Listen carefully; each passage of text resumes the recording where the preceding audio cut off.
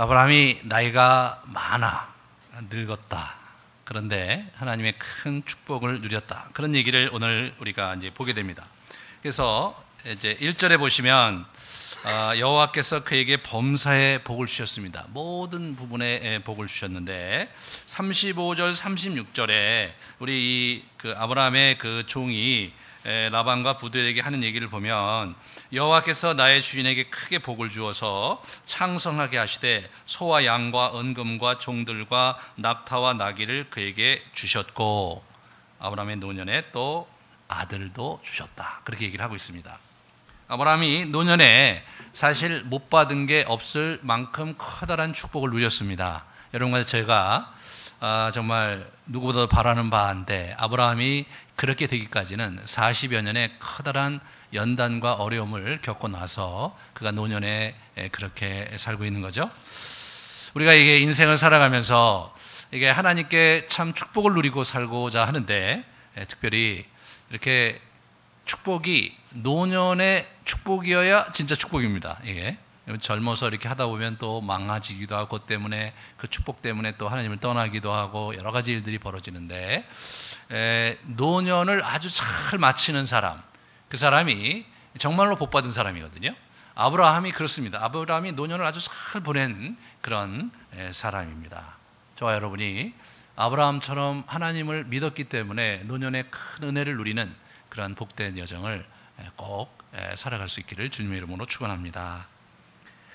이때 아브라함의 나이가 지금 약 140여세입니다. 우리 창세기 23장 1절과 25장 20절을 비교해 보면 오늘 상황을 알 수가 있습니다. 사라가 127세에 우리 죽었습니다. 그때 나이 우리 그 이삭의 나이가 어떻게 되겠습니까? 37세죠. 90에 나왔으니까. 근데 25장 20절에 보면 이삭은 40에 리브가를 맞이해서 아내를 삼았다라고 하니까 이삭이 40세에 벌어진 때가 상황이 그 오늘 이 본문의 상황입니다. 다시 말해서 어머니가 돌아가시지 3년이 지났습니다. 아브라함의 나이는 140세고 본인의 나이는 40세였습니다. 그런 상황에서 3년의 시간이 지났지만 사실 어머니가 떠나간 빈자리를 메꾸기가 이삭이 무척 어려웠던 것 같이 보여집니다. 우리 62절에 보시면 오늘 본문 62절을 이제 뒷부분을 안 읽었으니까 한번 같이 보세요. 그때 이삭이 부엘라헤로이에서 왔으니 그가 네게브 지역에 거주하였습니다. 이렇게 얘기가 나옵니다.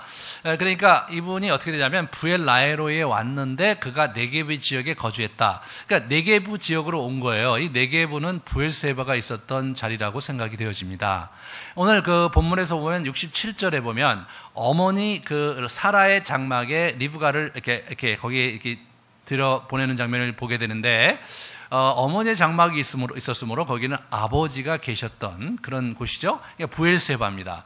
헤브론에서 부엘세바로 언제 이사를 온 거예요? 3년 안에. 아마도 어머니를 거기 묻고 또 자기 아내를 묻고 무덤 근처에 살기를 원하지 않았던 것 같아요. 그래서 워낙 그 옛날에 정착지였던 부엘세바에 내려와서 이렇게 살고 있는데 문제는 뭐냐면 이 부엘라헤로이는 또 이 부엘세바와 다른 곳이거든요. 저 서북쪽 쪽에 있었던 그 그랄 지방에 있었던 그랄 지방이 아니군요. 죄송합니다. 이쪽 네겝 아래로 쭉 내려와서 술 가는 곳에 있었던 16장에 창세기 16장에 우리 그 하갈을 만나 주시면서 샘을 익혔던 그래서 하갈이 이름 붙였던 부엘라헤로이 나를 감찰하시는 하나님의 우물 그래서 이제 부엘라헤로이인데 이 사람에게 그 사람이 거기가 있었던 거예요. 그런데 다니러 간 것 같은데 25장 11절에 보면 아브라함이 죽은 연후에 이삭이 부엘라헤로이 근처에 거주를 하게 됩니다. 그러니까 아브라함은 부엘사바가 거주지였고요. 우리 그 이삭은 부엘라헤로이에 거하게 됩니다. 나중에 26장에 보면 이 부엘세바가 완전히 회파되고 거기 있는 그런 우물들이 다 이제 회파된 거를 우리 이삭이 그것을 다시 복원하는 장면이 나오는 걸로 봐서 오랫동안 부엘세바가 방치됐던 것 같습니다. 우리 아브라함이 죽은 후에. 그렇다면 우리 이삭이 왜 지금 거기 가 있었겠는가 이렇게 보시면 아마도 아버지와 뭔가 모르는 어려움이 있지 않았을까. 어머니가 돌아가신 후에 일반적으로 우리 자식된 도리 입장에서나 아버지 입장에서나 자기의 자식을 같이 있고 싶잖아요. 워낙 헤어져 살다가도 이렇게 어머니가 돌아가시거나 아버지가 돌아가시면 어른들과 함께 사는 게 일반적인데 여긴 거꾸로예요. 그런 걸로 봐서 이제 아브라함과 이삭이 사이가 소원해지지 않았는가. 아마도 사라가 있었을 때는 그래도 관계를 잘 유지했는데 그렇지 않았나 이렇게 생각이 됩니다. 일부 학자들은 아마도 22장에 칼을 들고 자기를 죽이려고 했던 아버지에 대한 상처를 이삭은 평생 극복하기 어려웠을 것이다 라는 그런 조심스러운 추측을 하는 학자들도 있어요. 아마도 이삭이 가뜩이나 아버지가 이스마엘을 편애했는데 자기에게 그런 일이 겪고 나서 어딘가 모르게 아버지와는 좀 거리가 있는 그런 삶을 살았던 것 같습니다. 우리 이삭이 지금 그렇게 마음이 떠나서 부엘라헤로에 가 있고 그러니까 마음이 슬퍼서 어머니를 못 잊고 있는 그런 상황이 계속되니까 이 아브라함이 이제 더 이상 지체할 수가 없다고 생각해서 며느리를 이제 구하러 자기의 종을 보내는 이야기, 그리고 며느리 리브가를 맞이한 이야기, 그것이 오늘 이야기입니다. 그런데 이 며느리감을 구하는 데 있어서 아브라함이 정말 유별난 것을 보게 돼요. 그의 청지기 수장 노복에게 며느리감을 자신의 고향, 자신의 족속 중에서 구해오라 그렇게 얘기를 합니다. 그러니까 그 신앙이 있는 그런 며느리를 얻으려고 하는 거예요. 근데 재미난 것은 그도라를 통해서 또다시 6명의 아들이 있었는데 6명의 아들의 며느리를 구하는 얘기가 안 나옵니다. 그렇지가 않아요. 그런 걸로 봐서 사실은 이 아브라함이 특별히 주목한 결혼이 이삭의 결혼이었습니다. 그것은 아브라함에게 이 문제가 굉장히 그 언약의 가문을 잇는 데 있어서 매우 중요한 요소라고 생각했기 때문에 신중의 신중을 기해서 자기의 노복을 이제 멀리 보냅니다. 그런데 며느리감을 맞이하는 사람이어야 되니까 아주 그 중요한 인물을 보내는데 자기 집사장을 이렇게 보내게 되죠. 이 사람이 누구냐면 요나단 탈굼이라는 그 번역에 의하면 이 사람은 엘리에셀이라고 나와요. 유대 전승에는 이게 엘리에셀입니다. 요나단 탈굼이 어떤 책이냐면 BC 3세기 4세기경의 페르시아 치하에서, 페르시아가 그 당시 썼던 언어가 아람어예요. 근데 히브리어 성경을 그래서 아람어로 구약 성경을 번역하게 되는데 그게 탈굼입니다. 근데 이 탈굼은 이렇게 직역을 한 게 아니라 주석하고 해설을 덧붙여서 이렇게 번역을 했어요. 그러니까 이제 실제로 히브리어 원어에는 이 사람 이름이 안 나오지만 그들의 전승에 의하면 그 사람이 엘리에셀이니까 엘리에셀로 주석을 한 상황이 이제 보여져서 지금 학자들이 아마 이 사람이 엘리에셀일 거라고 추측을 합니다. 그 엘리에셀이라고 생각을 하면 이 사람이 얼마나 아브라함을 대표하는 그러한 이렇게 심부름꾼이 아주 유력한 심부름꾼이 될 수 있었는가를 우리가 쉽게 짐작할 수가 있겠죠. 그리고 가나안 여인이 아니라 자기 고향에 가는데 고향 중에서도 자기 친족에게서 여자를 데려오라 그렇게 얘기를 하고 환도뼈 맹세를 시킵니다. 그래서 허벅지 사이에다가 손을 놓고 맹세를 해라 그런 얘기를 오늘 하게 됩니다. 자, 우리에게 낯선 표현이죠. 47장 29절에 보면 창세기 거기 보면 야곱이 마지막으로 요셉에게 내가 막벨라굴에 꼭 장사 지내야 된다라는 것을 맹세시킬 때 허벅지 아래 손을 누라고 그래요. 그렇게 해서 사실은 거기만 이렇게 나오는데 다른 데는 그런 얘기가 안 나옵니다. 그래서 학자들은 그것에 대해서 나름대로 여러 가지 유추해서 얘기를 하는데 실제로 학자들에 의하면 이것이 고대 근동의 하나의 중요한 맹세를 할 때 관례였다고 그래요. 지금도 이디오피아의 일부 지역과 인도의 일부 지역에서는 중요한 맹세를 할 때 그 허벅지 사이에다가 손을 놓고 그렇게 맹세를 하는 풍습이 있다고 합니다. 그래서 그런 풍습에 의해서 이제 허벅지 사이에다가 환도뼈 밑에다가 손을 놓고 맹세를 시키는 거죠.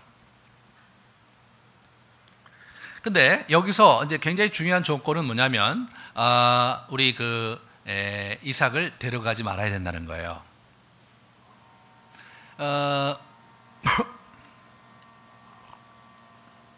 이 엘리에셀이라고 생각하는 이 종이, 성역되는 이 종이 아브라함에게 가서 자기 친족 고향에 가갖고 며느리감을 구해와라라는 말을 들었을 때 제일 먼저 떠오르는 걱정은 뭐였냐면 그 여자가 과연 이리 올 것이냐 이거예요. 그죠? 올 것이냐. 만약에 안 오면 어떻게 됩니까? 그런 얘기는 오지 않을 공산이 훨씬 더 크다는 것을 전제하는 거죠. 왜 그러냐면 실제로 거기는 어떤 곳이냐면 훨씬 더 이 지역보다 잘 사는 곳이었고, 그리고 문명이 앞선 곳이었고, 거기다가 이 같은 친족들이 이렇게 쭉 일대를 이렇게 장악하고 이렇게 성까지 짓고 이렇게 살고 있는 그런 상황이었거든요. 그러니까 그런 사람들이 여기 일로 온다는 것은 굉장히 쉬운 게 아니죠. 여기는 전쟁이 아주 많고 살기가 훨씬 어렵고, 그리고 주변에 친족들이 없는 곳입니다. 족속들이 완전히 달라요. 그러니까 그렇게 되면 아들을 데려갈까요? 이렇게 얘기를 하는데 절대로 아들은 안 된다. 이게 절대로. 그러니까 왜 안 된다고 했을까요? 우리 아브라함이 생각해 보면 반드시 이 땅에 거주해야 되는데 아들이 가면 안 올 공산이 매우 크기 때문에 그런 거예요. 우리 아브라함만 그런 걱정을 한 게 아니라 하나님도 그런 걱정을 했어요. 우리 26장에 보면 기근이 아브라함 때처럼 임했는데 이때 또 아브라함 때처럼 애굽으로 가려고 했어요. 피신을.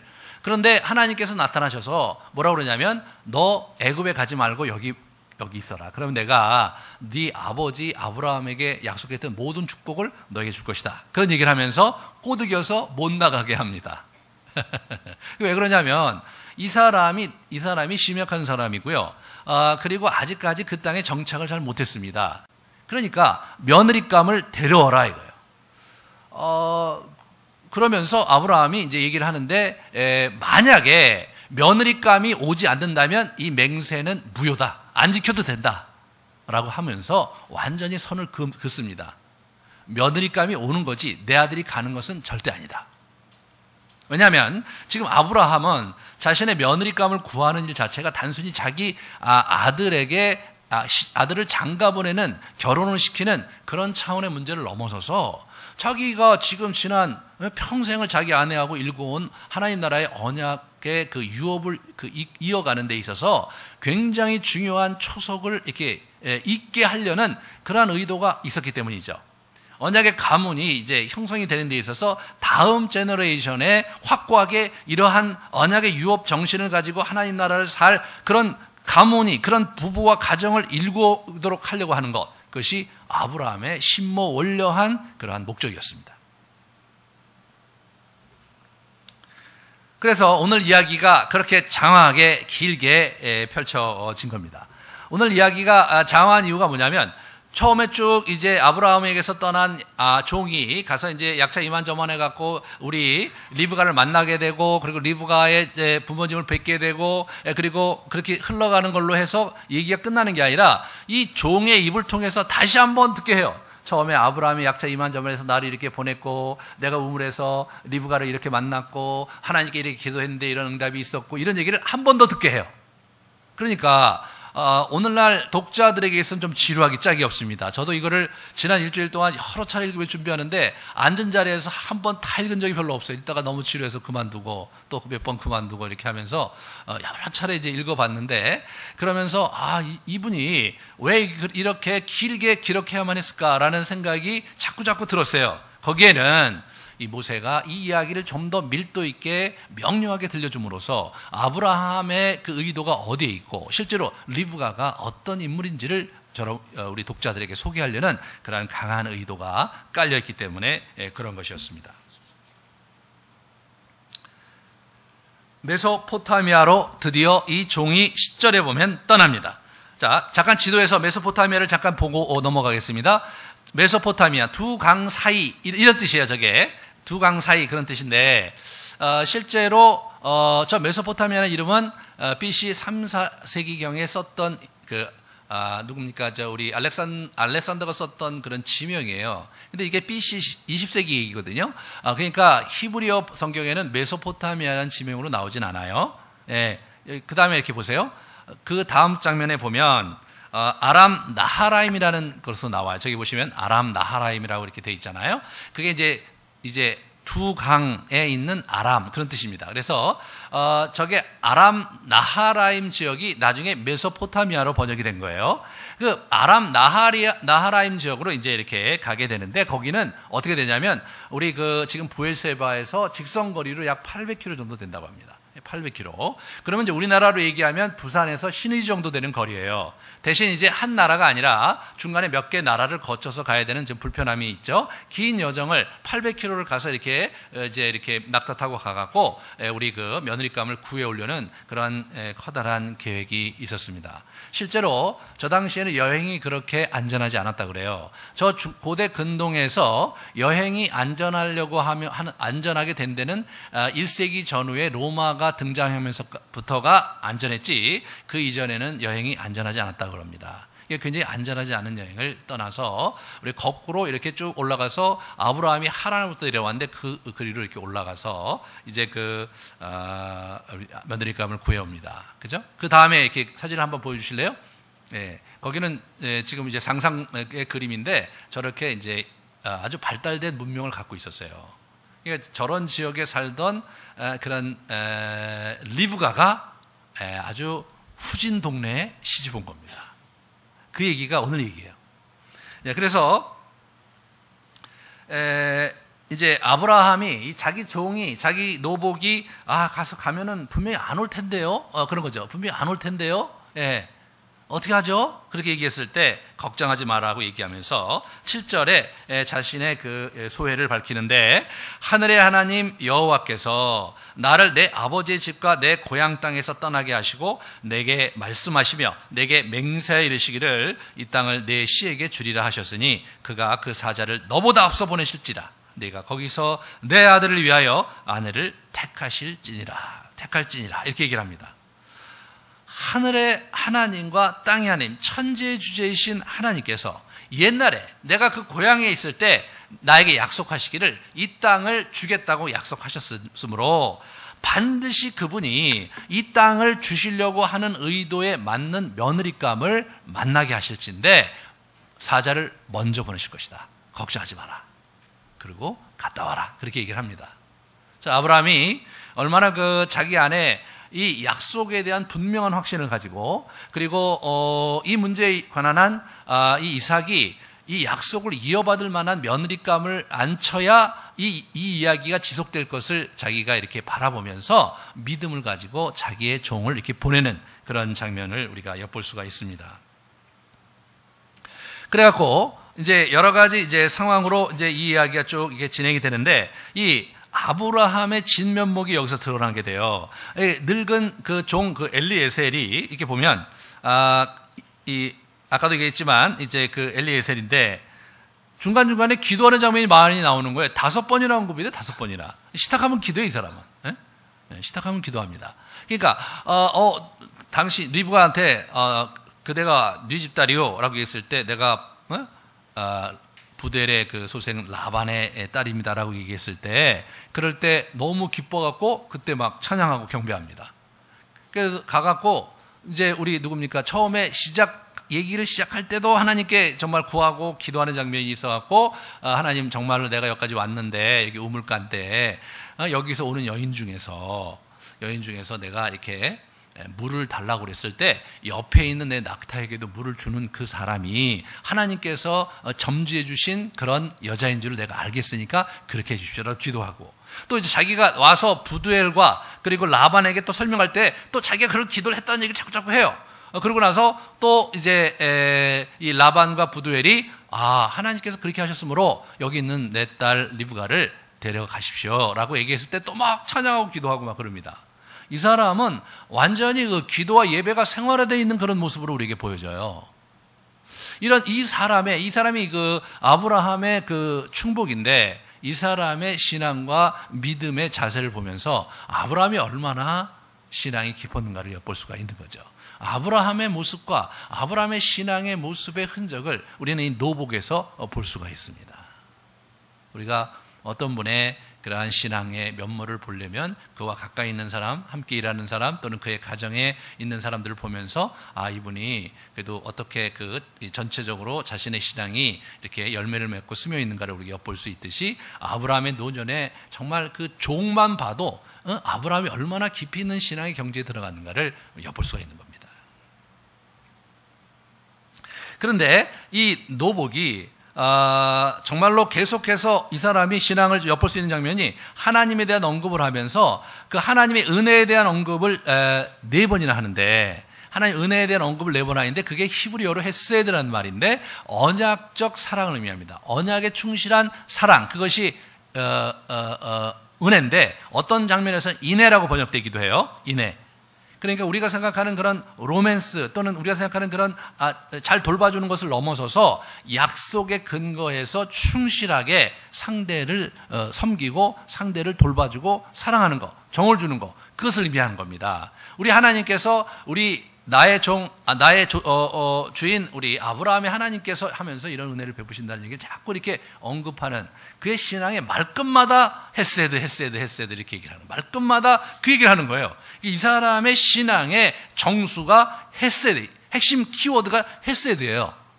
다시 말해서 아브라함의 인생에서 굉장히 중요한 신앙의 유산이 헤세드, 언약에 충실한 하나님의 사랑, 이거를 이 사람이 가슴에 품고 지금 이 일을 하고 있는 것을 보게 됩니다. 참 저와 여러분이 본받을 게 참 많죠? 그리고 나서 이 사람이 기도만 그렇게 열심히 했는가 아닌가, 치밀한 전략가요 지혜이기도 했어요. 먼저 이제 이렇게 보면 이 리브가가 그 얘기를 듣고 나서 자기가 물 좀 이렇게 얻을 수 있습니까? 이렇게 얘기하니까 리브가가 옆에 있다가 옆에 있는 우리 낙타에게도 물을 주는 거예요. 그걸 물끄러미 바라보고 있다가 이제 물 주기를 마치니까 이 친구가 다가가고 뭐 하냐면 이 코골이와 팔찌를 줍니다. 코골이, 금팔찌를 줘요. 근데 금팔찌가 10세겔이 나와요. 10세겔은 노동자 1년 연봉이거든요. 그러니까 뭐 우리로 얘기하면 한 2, 3천만 원짜리 명품 팔찌인 거예요. 네? 명품 팔찌인 거예요. 이 친구가 이걸 받아갖고 말해요. 뭐 굉장히 놀랬겠죠. 왜냐하면 자기가 한 거라고는 낙타에게 물 준 거 그것밖에 없는데 막 엄청난 보상을 한 거니까 이게 먹혀요. 누구에게 먹히느냐? 라반에게 먹힙니다. 네? 그래서 이 라반이란 이 사람이 정말 굉장히 재미난 사람으로 오늘 언급이 되는 걸 보게 돼요. 자, 29절부터 같이 보시면 28절부터 소녀가 달려가서 이 일을 어머니의 집에 알렸더니 리브가의 오라버니가 있어 그의 이름 라반이라 그가 우물로 달려가 그 사람에게 이르러, 이게 벌써 그 얘기를 듣고 막 달려갔어요. 근데 재미난 건 뭐냐면 30절에 그의 누이 코골이와 그의 손목걸이를 보고 그의 누이 리브가가 그 사람에게 자기에게 이같이 말았다 함을 듣고 그 사람에게 나아갑니다. 이렇게 얘기해요. 그때 그가 우물가 낙타 곁에 서 있더라. 그러니까 이게 표현이 너무 재미있는 거예요. 묵상하다 보면 어떻게 된 겁니까? 우리 리브가가 그 얘기를 하니까 오빠가 득달같이 달려가는 거예요. 그런데 만약 이걸 드라마로 찍는다면 어떻게 됩니까? 달려가는데 자꾸 우리 라반의 눈에 어른거리는 게 뭐냐면 그 명품 팔찌와 코골이, 금코골이가 자꾸 보이는 거예요. 아른아른거리는 거예요. 그래갖고 이 사람이 극진히 모신 다음에 32절에 보세요. 그 사람이 그 집으로 들어가매 라반이 낙타의 짐을 부리고 집과 사료를 낙타에게 주고 그 사람의 발과 그의 동행자들의 팔 씻을 물을 주었습니다. 이게 누가 하는 일이라면 종들이 하는 일이잖아요. 이게 지금 요 뒤에 보시면요.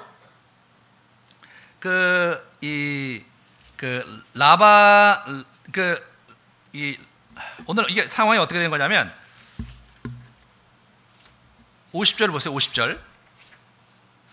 라반과 부두엘이 대답하여 이르되 이 일이 여호와로 말미암았으니 우리는 가부를 말할 수 없다 이렇게 하는데 라반과 부두엘이 이릅니다. 그리고 55절에 보시면 리브가의 오라버니, 라반이죠. 오라버니와 그의 어머니가 이르되 하면서 반응을 해요.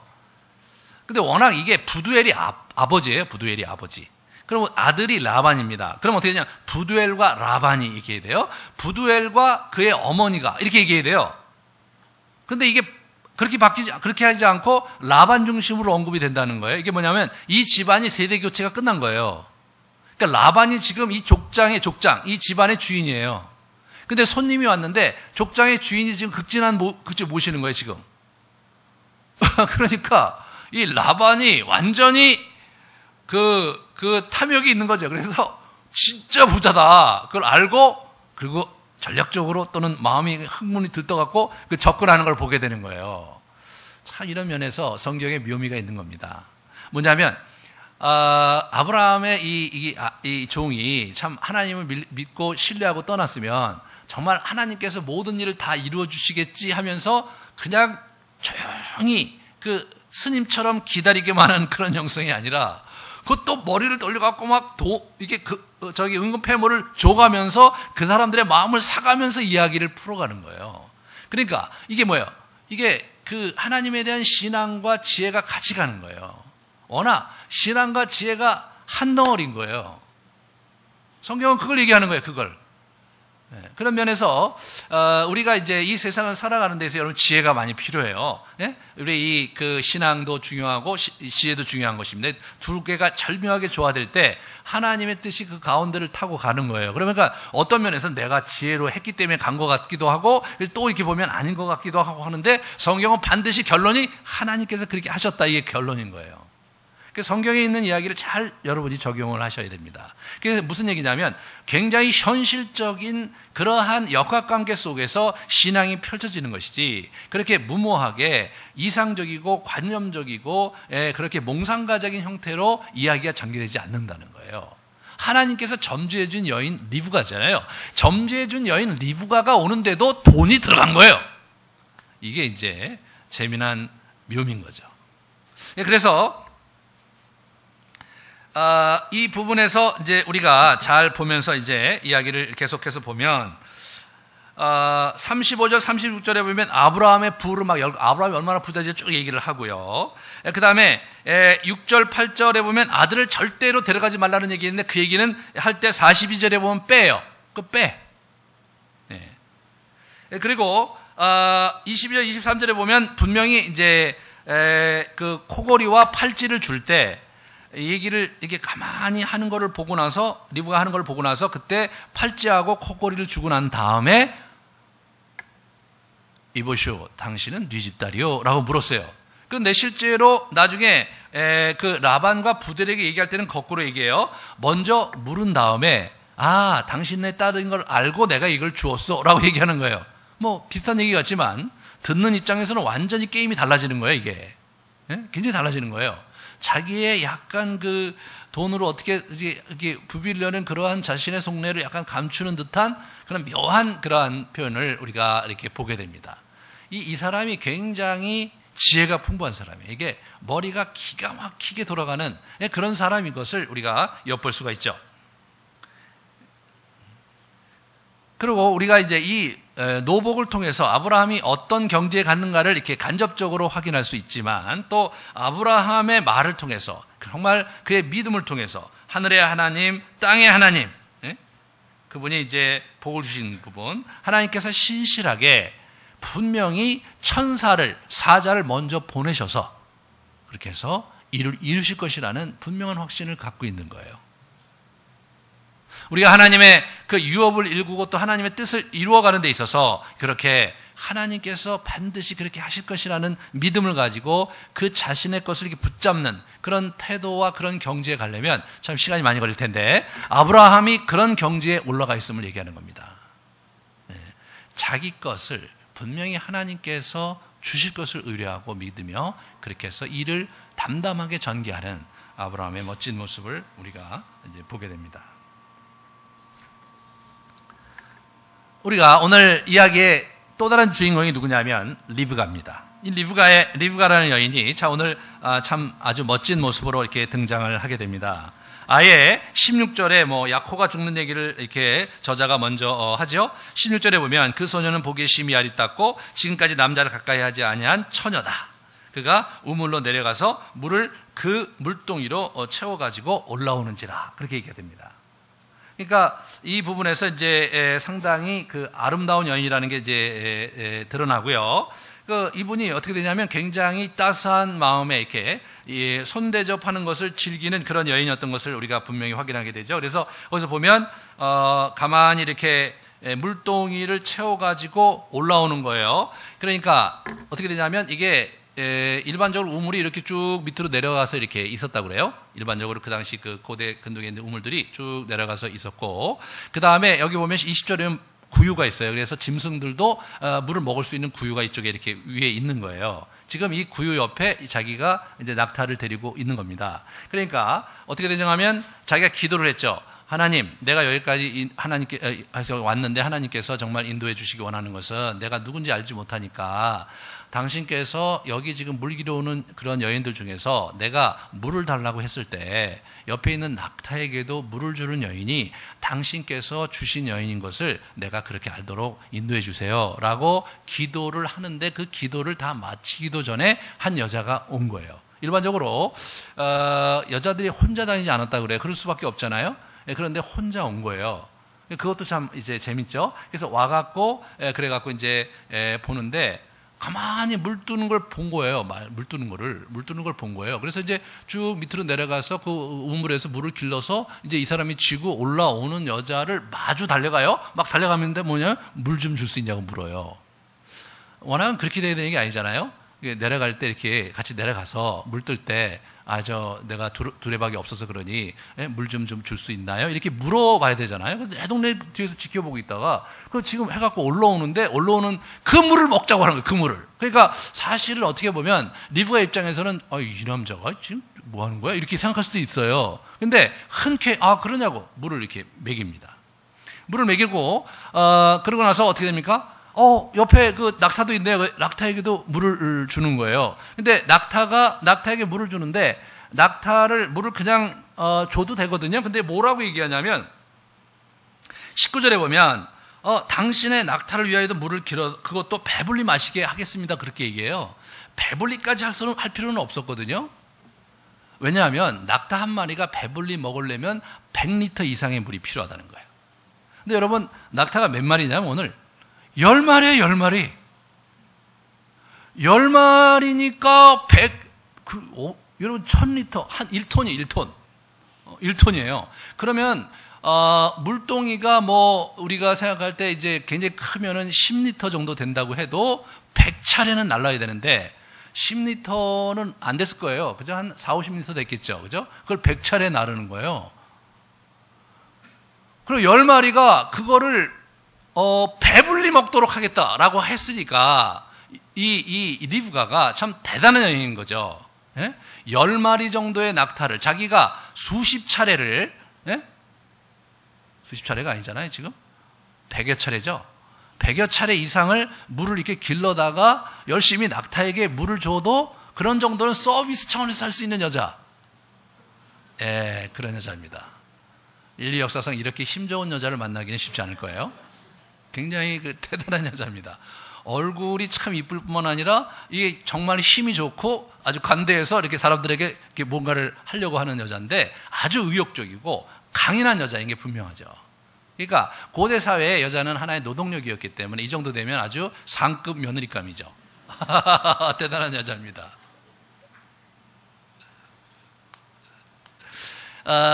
그러니까 이런 부분에서 이 리브가의 등장이 아주 재미난 거예요, 이 여자가. 그래갖고 옆에 있는, 생각해 보세요. 여기 이제 성이 있잖아요. 자기 성이 있으니까 거기 들어가면 되는데, 낙타를. 그러면 이제, 일단은 낙타들이 너무 목이 말라 하니까 목을 축이 좀 하고, 그러면 이제 들어가세요. 그러면 나중에 우리 집에 있는 종들이 와서 이제 낙타에게 물을 주게 할 테니까 일단 들어가시죠. 이게 이제 일반적으로 우리가 생각하고 예상할 수 있는 여자의 모습인데, 그렇기 때문에 우리 이 노복이 기도할 때 그런 일반적인 그런 형태로 여자들이 반응하지 않는 독특한 여자를 구한 거예요. 근데 거기에 딱 들어맞게 이 여자가 온 거예요. 그래서 이 부분이 아주 하나님의 인도하심이 아주 뚜렷하게 드러나는 그러한 장면이었던 것을 이제 보게 되죠. 굉장히 민첩한 여인이죠. 그 다음에 64절, 65절이 너무 재밌어요. 64절에 이제 우리 브엘세바에 도착을 했는데 멀리 이삭이 이렇게 생각에 잠겨서 이렇게 묵상하면서 아마 기도했겠죠. 기도하면서 자기 이제 아낼감을 이렇게 이제 기다리고 있는데 멀리 보니까 서로 눈이 마주쳤어요. 여기 눈을 들어 본 쪽이 나와요. 그래서 이 친구도 여기 낙타에서 딱 봤고 그쪽에서 딱 보면서 눈이 딱 마주쳤으니까 이 리브가가 이제 막타를 내려갖고 그 종한테 저기 오는 저 남자가 누구냐고 그렇게 물으니까 내 주인이다 그렇게 얘기를 해요. 내 주인이라고 얘기하니까 싹 가립니다. 그 전까지는 안 가리고 있다가 아니 딱 보면은 가려야 되잖아요. 그 자리에 바로 가려야 되잖아요. 예? 바로 가려야 되는데 이 여자가 자기의 난군감이라는 건 얘기를 듣고 그때서 가리는, 예? 그 이전에는 퍼져서 마음껏 자유롭게 지내다가 그 남자에게만 특별히 아주 요조숙녀인 것 같이 하는 그런 내숭이 아주 심한 여인인 것이 분명합니다. 예.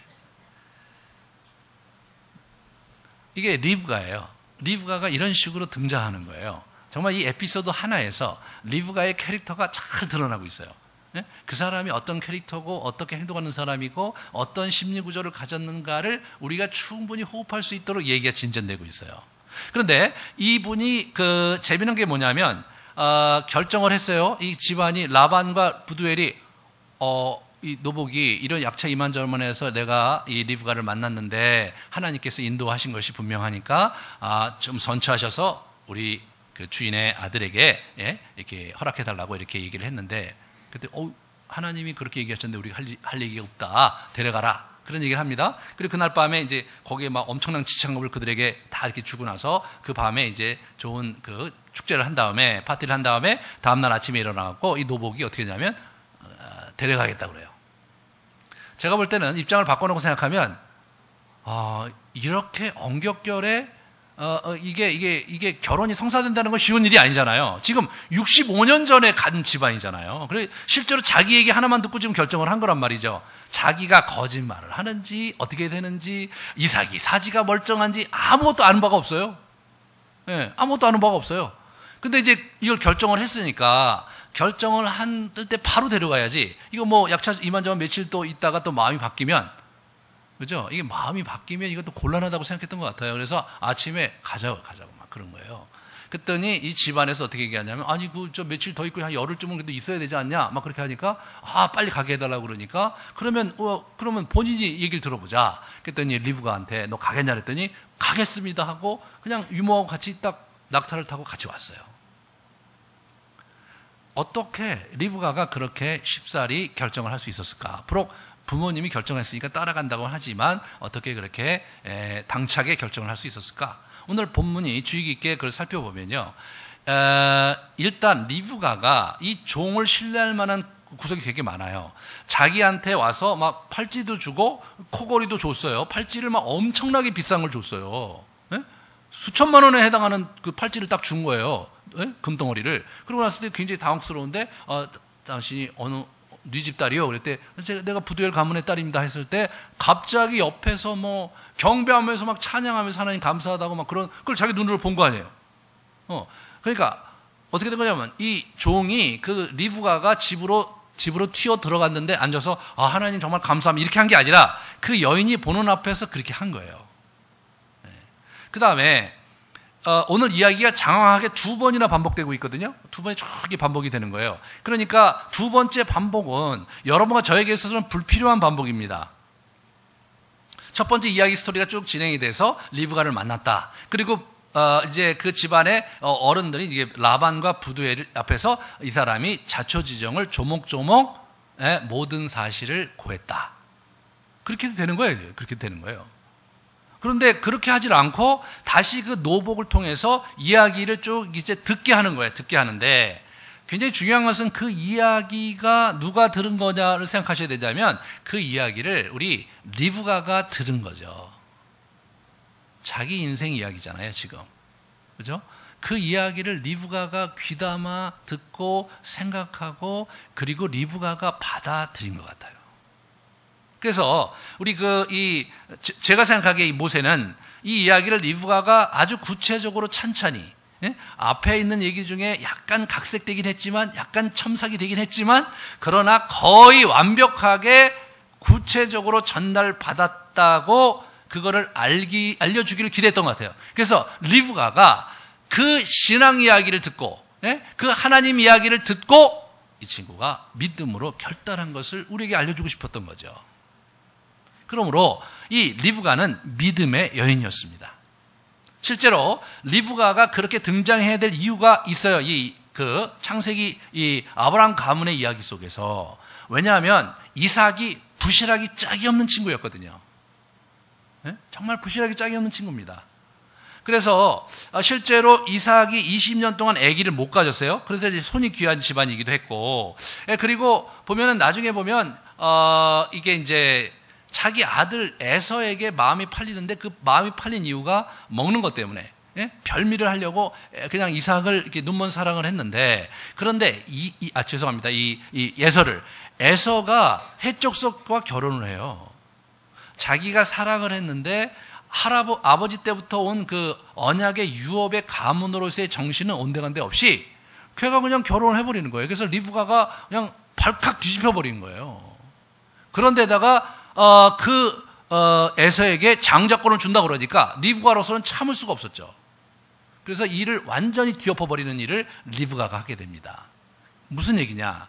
아브라함 유업의 하나님 나라 유업을 이어가는 아브라함의 언약의 가문의 승계가 이 이삭 때의 완전의 위기를 맞이하게 되는 거예요. 그 위기를 극복하고 위기의 상황을 개선시킨 사람이 누구냐면 리브가입니다. 리브가가 언약의 가문의 뼈대를 이어간 그 여인인 거예요. 이삭과 리브가에서 중요한 사람 누구냐? 당연히 리브가입니다. 리브가가 그 가정의 언약의 유업을 붙들고 이어가도록 그가 한 여인인 거예요. 우리가 사라가 중요했듯이 리브가가 중요합니다. 굉장히 중요합니다. 나중에 우리 야곱 이야기로 넘어가면 야곱에게는 두 여인이 있었습니다. 라헬과 레아가 있었어요. 라헬은 사실 어머니 리브가를 많이 닮은 여자예요. 그러니까 보자마자 첫눈에 사랑에 빠졌어요. 그렇지만 이 라헬은 하나님 나라에 관심이 있는 사람이 아니었어요. 그러니까 나중에 보면 드라빔도 훔치고 굉장히 욕심이 많고 그런 여인으로 등장을 하거든요.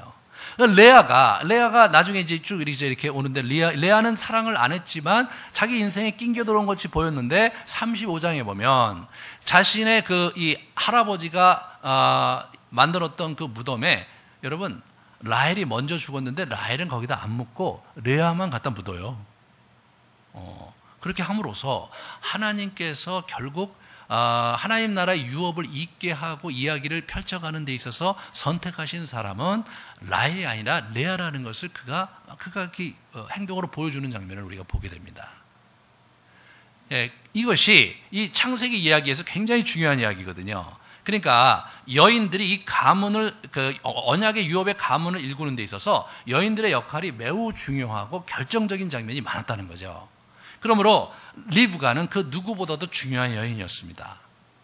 그래서 이제 그렇게 이제 해갖고 하나님께서 점지해서 이 아브라함 가문이 그래도 하나님 나라의 유업을 잇는 가문으로 이렇게 흘러가는 데 있어서 그 결정적인 중심에 리브가라는 여인이 있었다는 사실이 참 큰 복이죠. 하나님의 섭리입니다. 하나님의 점지하심으로 이 두 사람이 결혼을 하게 된 거예요. 문제는 뭐냐면 그렇게 결혼을 해갖고 큰 기여를 아브라함 가문에 일구긴 했지만 당사자들은 행복하지 않았다는 데 있어요.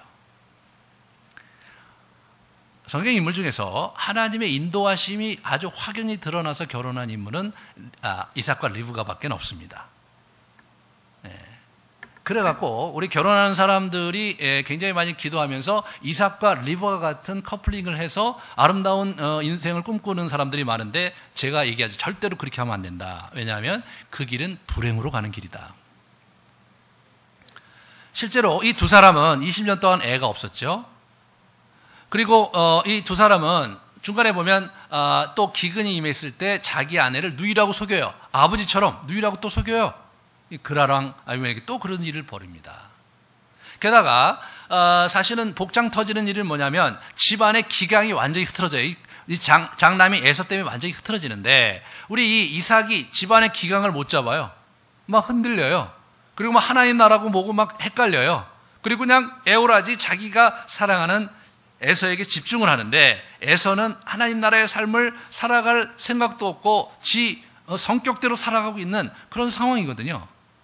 근데 둘이 갈등이 있죠.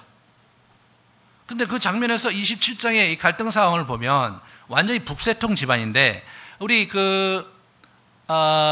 리브가가 이삭이 야, 너 가서 저 별미를 가서 밖에 가서 야생동물 잡아와서 내 별미를 만들어 오면 내가 너에게 축복을 할 테니까 그렇게 해라 라는 얘기를 엿듣고 나서 기겁을 합니다. 그래갖고 우리 야곱을 불러다가 약차 이만저만하니까 너 내가 시키는 대로 해라 그래갖고 음식도 또 자기 이삭에게 맞게 이렇게 잘 요리를 하고 옷도 막 그렇게 이삭이 야곱에서의 옷을 입혀가면서 사깃을 벌려갖고 그걸 엎어버려요. 뒤엎어버려요.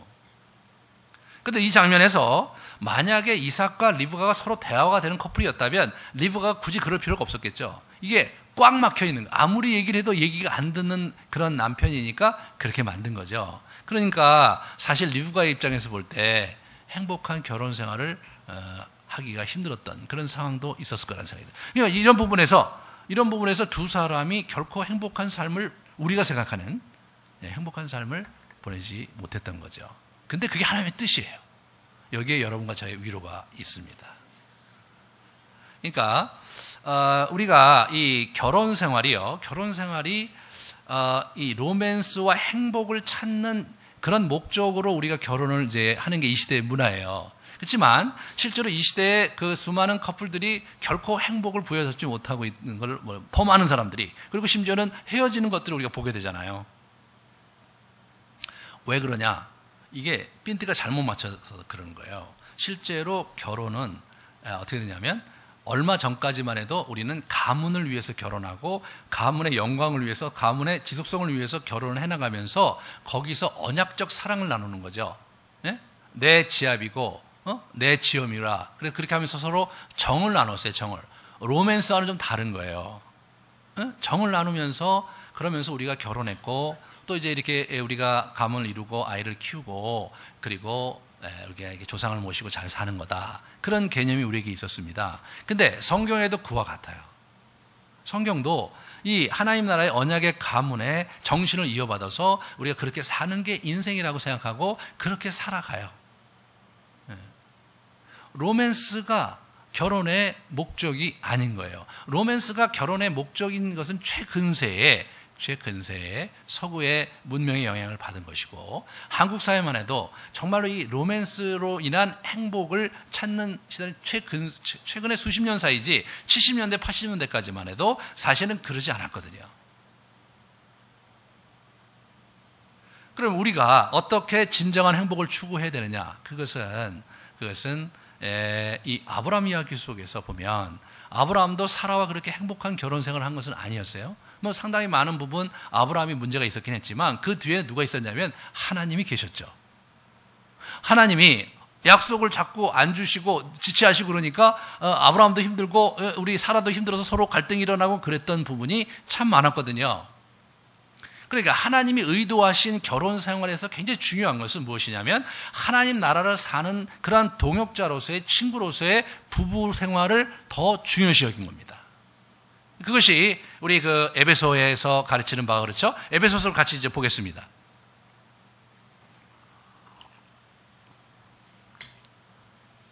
남편들아 아내 사랑하기를 그리스도께서 교회를 사랑하시고 그 교회를 위하여 자신을 주신 같이 하라. 이는 곧 물로 씻어 말씀으로 깨끗게 하사 거룩하게 하시고 자기 앞에 영광스러운 교회로 세우사 티나 주름 잡힌 것이나 이런 것들이 없이 거룩하고 흠이 없게 하려 함이십니다. 여기 보면요, 우리 부부 생활이 뭐냐면 거룩함을 위해서 주신 거라는 거예요. 철이 철을 날카롭게 하듯이 우리가 하나님 앞에 거룩한 삶을 살게 하기 위해서 이게 부부를 주셨다는 걸 얘기를 하는 거예요. 그러니까 사랑과 행복 이상의 결혼 이야기예요.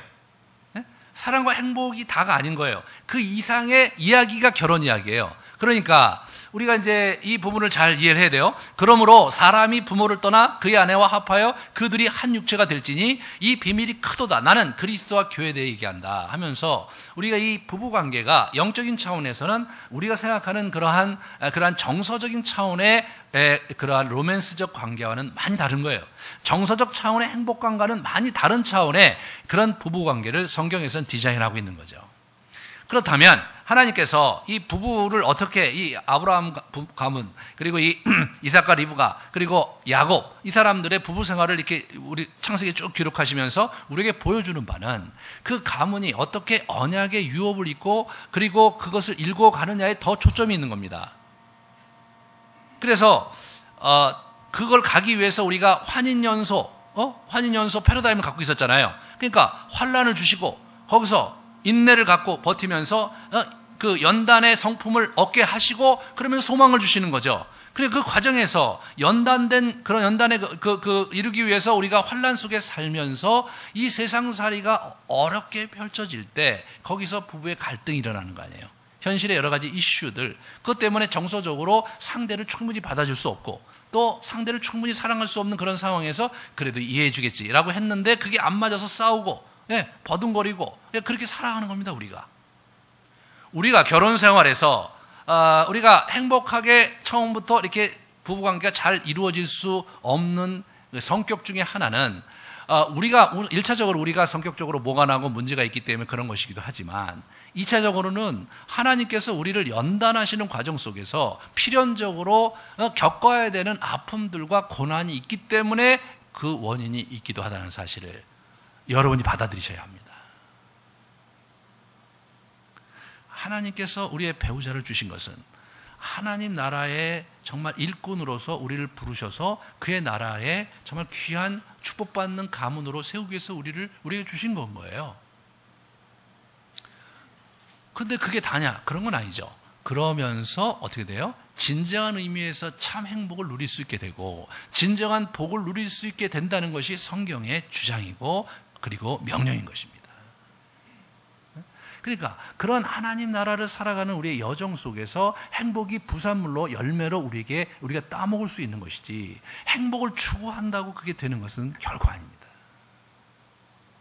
그리고 우리가 지금 현재 행복하지 않기 때문에 우리가 결혼을 잘못했다라고 생각하는 것은 더더욱 아닙니다.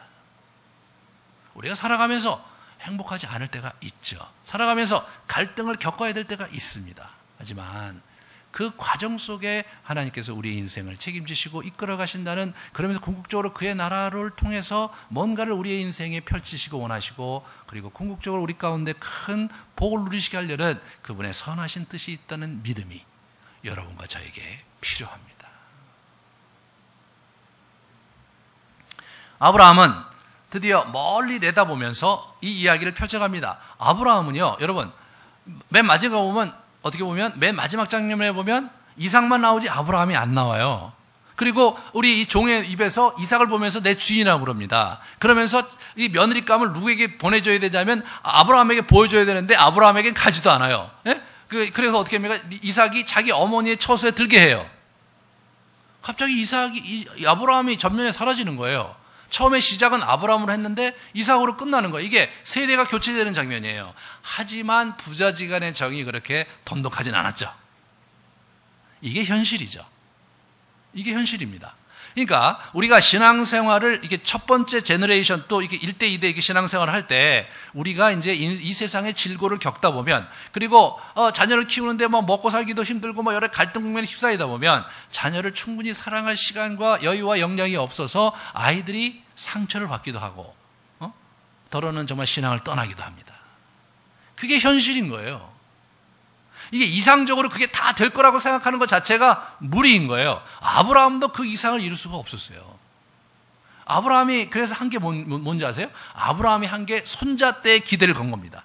그래서 자기가 160세의 손자 쌍둥이가 났거든요. 그래서 그 친구들 막 붙들고 아브라함이 굉장히 많이 교육했던 흔적이 야곱의 입에서 표현될 때 나와요. 야곱의 입에서 아버지 이삭에 대한 언급은 한 번 정도밖에 안 나와요. 대부분 할아버지 얘기가 계속 나와요. 그런 걸로 봐서 아브라함이 야곱을 붙들고 하나님 나라 유업 얘기를 계속하고 자기가 살아온 얘기를 계속 했던 것이 너무나 분명합니다.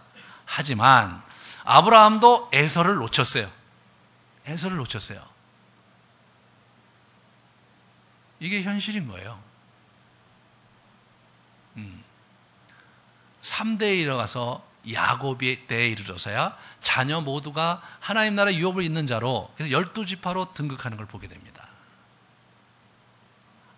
하나님 나라의 이야기가 한 가문에 들어와서 그것이 그렇게 뼛속 깊이 DNA처럼 가는데 자그마치 3대에서 4대가 흘러간다는 거죠.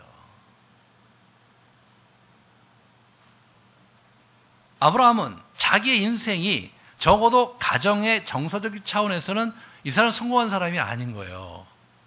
나중에 그두라를 얻었는데 그 6명 아들을 또 얻었어요. 다음 시간에 얘기할 거예요. 근데 6명의 아들을 또 다 내보내야 되는 거예요. 예? 그리고 그들이 이제 이렇게 헤어진 거예요. 정서적 거리감이 굉장히 큰 형태로 갑니다. 그 가정의 마지막 장면에서 아이들이 유복하게 서로 해피하게 사랑하면서 지내지 않은 것이 너무나 분명합니다. 그것이 아브라함의 한계입니다. 아브라함이 복을 누렸지만 그러나 세상의 모든 것을 가진 남자는 아니었습니다. 우리도 이 땅을 살면서 우리가 세상의 모든 것을 하나님께서 나에게 주실 것이라고 생각하는 그러한 마음을, 그러한 기대를 내려놓으셔야 돼요. 내가 얻을 수 있는 분복만큼, 얻을 수 있는 분깃만큼 가져갈 수 있는 것이 이 세상의 인생이고, 내 인생이 이 세상에 왔다가 떠나는 데 있어서 그래도 가치 있게 이 땅에 자리매김하려면 하나님 나라 유업을 일구고, 그것이 내 대와 뿐만 아니라 내 다음 때와 그 다음 때에 이어지는 여정 속에서, 그죠? 지속되는 것을 기대하는 그런 마음을 가지고 이 땅을 살아야 되겠습니다. 한국의 그리스도인들이 자기 다음 때와 그 다음 때의 신앙이 전수되는데 초점을 맞춘다면 현재 있는 굉장히 많은 한국교회의 그 여러 가지 어려움들이 많이 없어질 거라고 저는 생각해요. 신앙의 유산이 내 자녀와 그 다음 때의 자녀에게 이게 쭉 가기를 기대한다면 마지막까지 행동거지가 절제되고 마지막까지 최선을 다하는 모습으로 바뀔 거예요. 내 대와 다음 때와 그 다음 때에 이어서 이 이야기가 지속적으로 흘러가면서 궁극적으로 우리의 후손들을 통해서 이 땅에 하나님의 영광이 드높여지고 말이에요. 이 땅에 그분의 긍휼과 사랑이 그들을 통해서 펼쳐지는 그것을 하나님께서 기대하시는 겁니다. 아브라함이 붙잡았던 소망이 바로 그것입니다. 여러분이 우리의 가정에서 우리의 자녀들과 우리의 배우자를 그런 차원에서 생각하고, 또 우리 교회에서 우리 주일학교를 섬기고 또 주일학교 자라는 아이들을 보면서 그러한 차원에서 우리 교회의 다음 세대가 어떻게 성장해야 될지를 바라보면서 우리가 그렇게 가야 되겠습니다. 그것이 우리 아름드리 교회가 가야 될 길이고 여러분의 가정이 가야 될 길이라고 저는 강력하게 도전하는 바입니다. 다시 우리 잠깐 메시지를 생각하면서 묵상하시는 시간을 갖겠습니다.